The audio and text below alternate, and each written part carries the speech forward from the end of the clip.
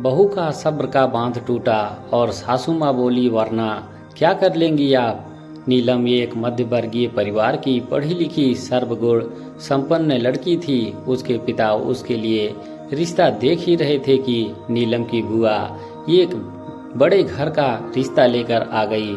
देखने सुनने में सब अच्छा लगा तो नीलम के पापा ने नीलम की रजामंदी से उसका रिश्ता वहीं तय कर दिया।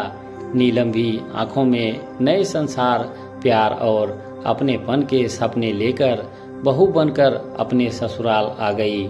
शुरुआत में तो सब अच्छा ही लग रहा था, लेकिन धीरे धीरे नीलम की सास के व्यवहार में अंतर आने लगा था। हर रोज कांता जी यानी सासू माँ हर बात पर टोकना और छोटे घर की होने का ताना देने लगी थी। शादी के 4-5 दिन बाद ही घर के सारे काम काज का भार कांता जी ने नीलम के सर मढ़ दिया और खुद सिर्फ हर काम पर नजर रखने और कमी निकालने में लगी रहती। एक दिन सब्जी में नमक थोड़ा ज्यादा हो गया तो कांता जी चिल्लाते हुए बोली, कुछ सिखाया नहीं तेरी माँ ने, ढंग से काम कर वरना। नीलम धोने के कपड़े लेकर वॉशिंग मशीन की तरफ बढ़ी तो कांता जी चिल्लाते हुए बोली, तुझे पता भी है मशीन चलाने से बिजली का बिल कितना आता है। बिजली का बिल क्या तेरा बाप भरेगा।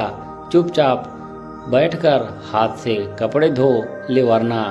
जब नीलम पग फेरे के लिए मायके जा रही थी तो कांता जी बोली, शादी में तो तेरे बाप ने कुछ दिया नहीं, इस बार वापस आए अपने बाप से कह देना तो मेरे बेटे के लिए एक सोने की चैन और घड़ी दे कर भेजें, वरना। नीलम मायके जरूर गई, लेकिन वहाँ इस बात का जिक्र भी नहीं किया। बहू को खाली हाथ वापस आया देख कांता जी फिर चिल्लाई, तुझे कहा था ना कि चैन और घड़ी लेकर आना, खाली हाथ आने की तेरी हिम्मत कैसे हुई। अभी फोन लगा तेरे बाप को, वरना। इस बार बाप का नाम आते ही नीलम के सब्र का बांध टूट गया और वो भी ऊंची आवाज में बोल पड़ी, वरना। वरना क्या माँ जी, क्या कर लेंगी आप। मुझे वापस मायके भेजेंगी तो सुन लीजिए, ये घर जितना आपका है अब मेरा भी है, और अगर अपने बेटे की दूसरी शादी कराने का इरादा है तो मैं आपके बेटे को तलाक कभी नहीं देने वाली। और क्या करेंगी, मुझ पर हाथ उठाएंगी तो सोचना भी मत, क्योंकि मैं स्कूल में कराटे चैंपियन रह चुकी हूँ। आप बड़ी हैं इसीलिए हाथ नहीं उठाऊंगी, लेकिन उठे हुए हाथ को ऐसा मरोड़ूंगी कि दोबारा उठाने लायक भी नहीं रहेगा। और क्या करेंगी, रो धोकर अपने बेटे और ससुर जी को दिखाएंगी, मेरी शिकायत करेंगी, तिरिया चरित्र दिखाकर बेटे और परिवार वालों को मेरे खिलाफ करेंगी तो सुन लीजिए, मैं भी एक स्त्री ही हूँ। ये रोना धोना और नौटंकी दिखाना मुझे भी आता है, और हाँ, ज़्यादा परेशान करने की कोशिश की तो पुलिस में रिपोर्ट दर्ज करवा दूंगी।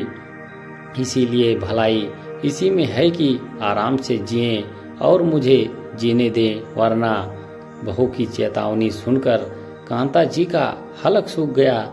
उन्होंने सोचा भी नहीं था कि सीधी सादी दिखने वाली बहू इतना कुछ बोल भी सकती है। पसीने से तर कांता जी की सांस फूलने लगी तो नीलम ने पानी का गिलास पकड़ाते हुए कहा, माँ जी, यदि आप चाहती हैं कि मैं इस बात का जिक्र किसी से ना करूं तो विश्वास रखिए नहीं करूंगी, लेकिन यदि आप चाहती हैं कि मैं आपकी इज्जत करूं तो खुद को सुधारने में भी ही भलाई है। कांता जी ने एक सांस में ही पानी का पूरा गिलास गटक लिया। शाम को जब नीलम के ससुर और पति ऑफिस से वापस आए तो घर का माहौल बिल्कुल शांत था। नीलम चाय लेकर आई तो सबके साथ कांता जी ने भी चुपचाप चाय पी ली। आज कोई नुक्स, कोई कमी कांता जी को नजर नहीं आ रही थी। दोस्तों, कहानी आपको कैसी लगी कमेंट बॉक्स में ज़रूर बताएं।